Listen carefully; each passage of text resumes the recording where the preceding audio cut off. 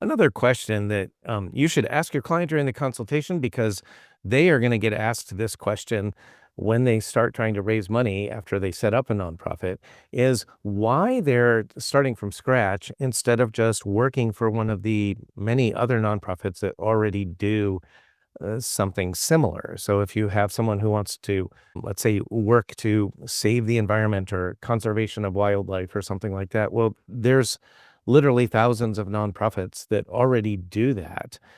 And those nonprofits are going to wonder why you're starting yet another that's going to compete for donor funds and publicity and attention and volunteers and so forth.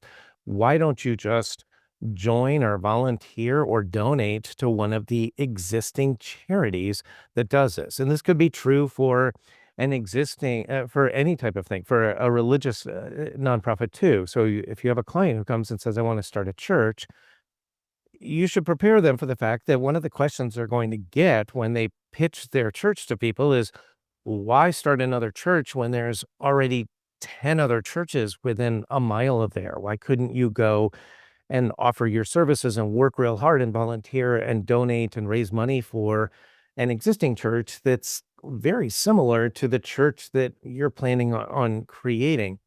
And your client needs to have a good answer for that. They may not have to, for the sake of creating it legally, they can still do the legal work and create a nonprofit and so forth, and it'll be tax exempt. But in terms of a real world issue that they're going to run into, the real world is going to ask your client, why do we need yet another nonprofit doing the same thing that existing nonprofits are?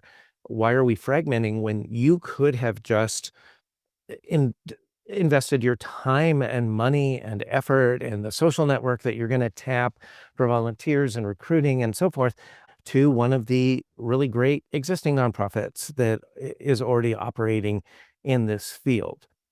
Maybe there's a good answer for that. Maybe you want to do something a little bit unique, a little bit different, or operate in a different geographic area or something like that. But the question, again, is going to come back to, why not help an existing nonprofit branch into a new geographic area or a new type of charitable work or something like that that's sort of adjacent to what they're already doing?